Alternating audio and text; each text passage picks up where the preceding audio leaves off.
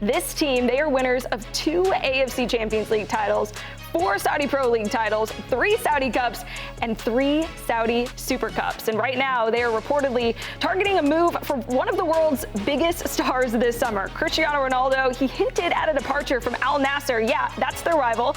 And according to CBS Sports correspondent James Benge, the 40-year-old Portuguese star could potentially be on the move to that crosstown rival. But Al-Hilal, they're not done there. And another move that they're reportedly trying to complete to bolster the squad ahead of this summer's Club World Cup, the Riyadh club is reportedly targeting Inter Milan manager Simone Inzaghi to replace recently fired Jorge Jesus. Inzaghi has won 6 trophies with Inter and has a chance to take home a 7th in tomorrow's Champions League final. And joining us now to talk more about this is James Benge, here to give us the 411 back again, second day in a row. Lucky us. James, thanks for joining us. What do you got for us today on Ronaldo and Inzaghi? Yeah, thanks for having me back, guys. You can't escape me at the moment. 2 really interesting, exciting deals, and not the only ones that Al-Hilal are working on. The Club World Cup is hugely important for this team. So at the moment, their owners, PIF, the Sovereign Wealth Fund of Saudi Arabia, are trying to secure a deal for them to bring Cristiano Ronaldo to the club on probably, if he were to land at Al-Hilal, I think it would be on a temporary basis where he signs an extension with Al Nassr and then is loaned to their greatest rivals for the Club World Cup. A strange one. Of course, everything with Simone Inzaghi is somewhat on ice until after the Champions League final, which is his priority. But he himself has confirmed, look, that there is an offer there. If not him, they've held an interest in Andoni Iraola at Bournemouth. I don't think that one will come to transpire. Marco Silva as well at Fulham, unlikely to happen, but could revive interest there. And that's probably not it either. Chuck Bruno Fernandes into the mix as well as a midfielder that they're looking to target. So between now and the Club World Cup, this is one of the teams to watch in terms of making big moves to strengthen their squad. Benge, great to see you as always, from a Jimmy to a James. It's always nice to have another one of us on camera. So what's the window like to sign players? I'm actually don't know. Do they have all the way up to like the start of kickoff in the FIFA Club World Cup to sign a Bruno Fernandes? I'm hearing Victor Osimhen might be in the mix now as well. I mean, they seem very desperate. If you're trying to recruit somebody from your rival, even if it is Cristiano Ronaldo, come join you on a loan, that reeks of desperation in some capacity, but I'm also intrigued by what they're putting together. What's that timeline like, and how realistic really are some of these signings?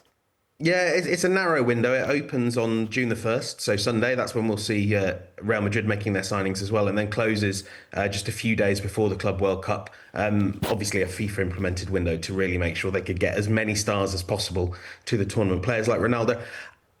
I mean, I wouldn't say, and Al-Hilal certainly wouldn't say it reeks of desperation, but we have to say they didn't win the Saudi Pro League, which for them is always a disappointing season.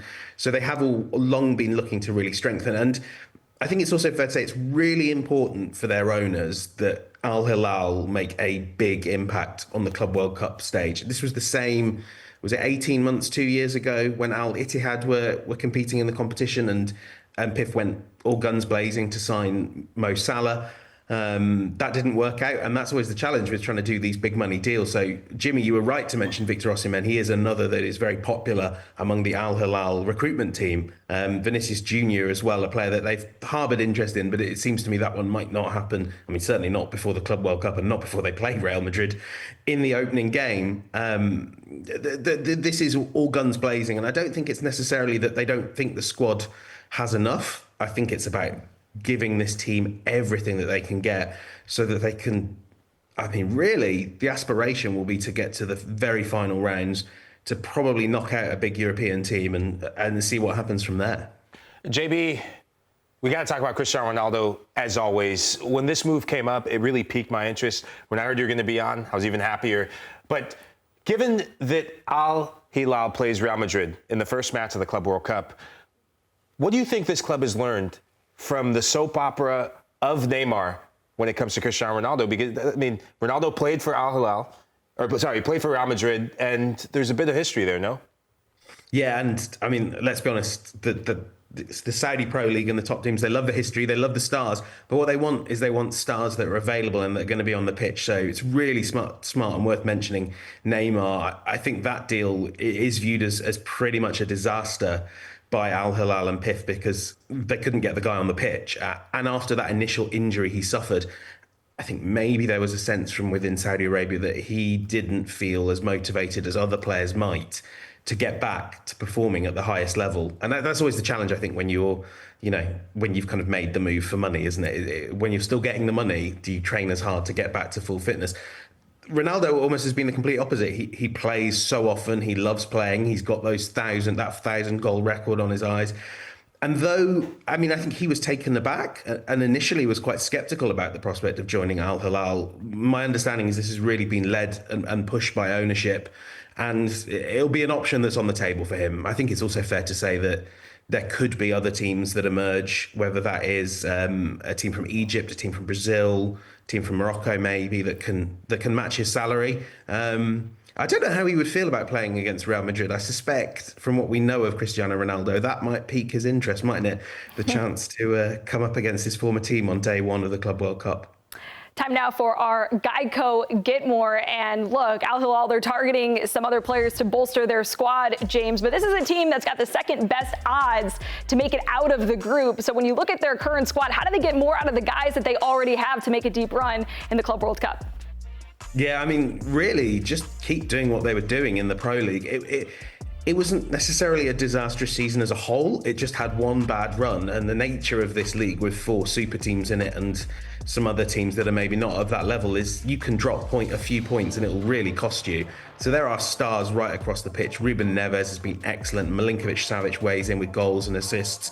And Alexander Mitrovic, if I was being cruel, I'd say much like he did in the Championship and not quite to the same extent in the Premier League, he's really feasting against lesser defences. And I think they will look to exploit his strength, power and movement in those games against Salzburg. And is it Pachua, the other team in the group? My apologies to the other team in the group.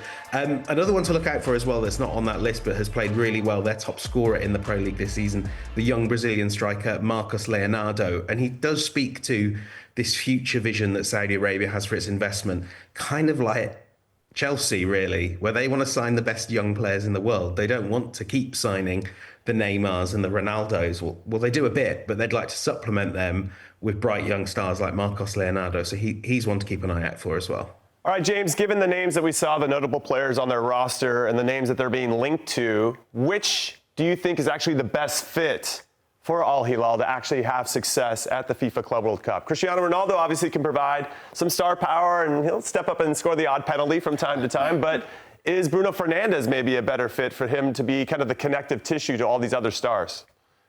A strange one, because players like Milinkovic-Savic and Neves are really strong at doing those things as well. But I do always think that one of the challenges that maybe these Pro League teams have faced, even in the AFC Champions League, is that when you're a bit star heavy, the output you get, it kind of falls off against the top team. So I would look at Bruno Fernandes, and I would also, if there's any opportunity to get Victor Osimhen, you are getting one of the best strikers in the world right now.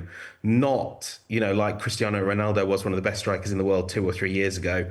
If you can get Osimhen, and it looks like the market for him has shrunk in Europe, he would be the one I would be going all out to get hold of. So Fernandes and Osimhen, that's only a little splash in the water of Saudi Arabian wealth, isn't it? That'll be 250 million down the drain. It sounds like a dream list for any club in world football. JB, what's a realistic finish for this Al-Hilal side at the FIFA Club World Cup this summer? I'd be certainly getting out of the group, win one knockout game, and then I think you go from there. I think that's realistic. I think the expectations will be a lot higher than that as well. It will depend on who they get.